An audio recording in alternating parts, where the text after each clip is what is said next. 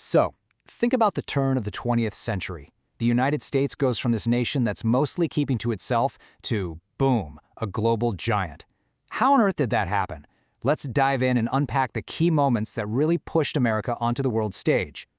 Yeah, it's a huge question, right? How does any nation make that leap from just being a player in its own neighborhood to a genuine world power? We're going to use America's story from the early 1900s as a perfect case study to figure that out.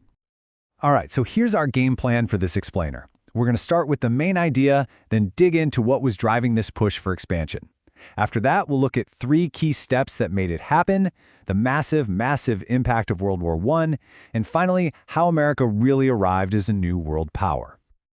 Okay, first up, we're actually going to do something a little different here and put the conclusion right at the beginning. This is the core idea for how this whole historic shift went down. So it really all boils down to 3 key things: this drive for overseas expansion, the Spanish-American War, and of course, World War I. Now you gotta understand, these weren't just random events. They were like a chain reaction, one thing leading to the next that completely changed America's place in the world.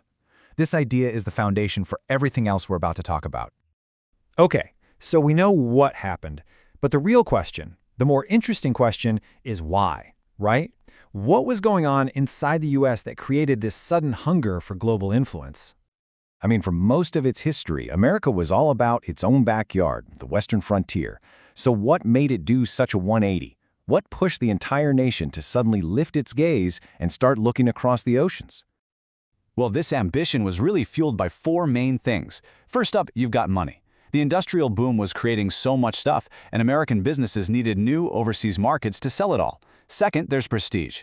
The thinking was, hey, if we want to be a true world power, we need colonies, we need global influence, just like the European empires. And that leads right to the third driver. To project that power, you need a bigger, better navy. A modern navy was crucial. And finally, there was this ideological piece. A pretty controversial belief in American cultural superiority, and this idea that it was their duty to go out and civilize other parts of the world.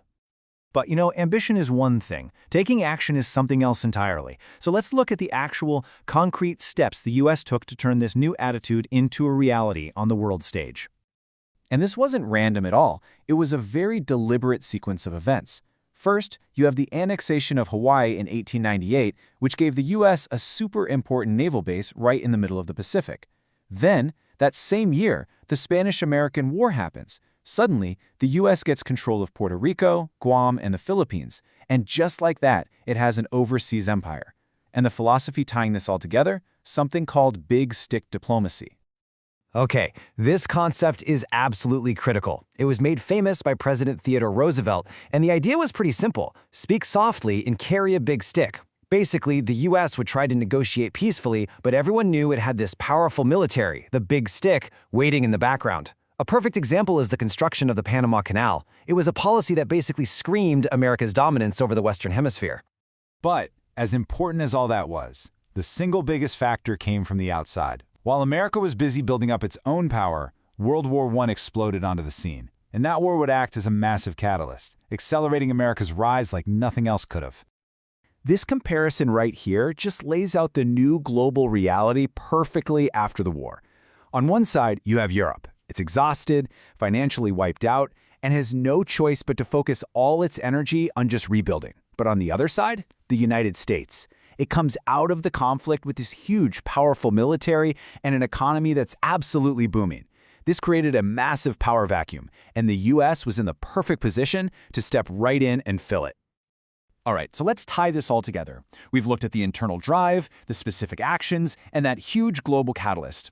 Now let's look at the final picture, where the transformation is finally complete. When you look back, it was really the perfect storm. You had this internal push for expansion, which was turned into real-world action with things like the Spanish-American War, and all of that was then supercharged by the huge power vacuum left after World War I. It was that combination that really cemented the United States' new status as a genuine world power. And that leaves us with one last thing to think about. This whole transformation had enormous consequences, and it shaped the last 100 years of world history. It really brings up a bigger question for all of us. Whenever any nation rises to that level of global power, what are the lasting impacts, the ones they intended and the ones they never saw coming, for themselves and for the rest of the world?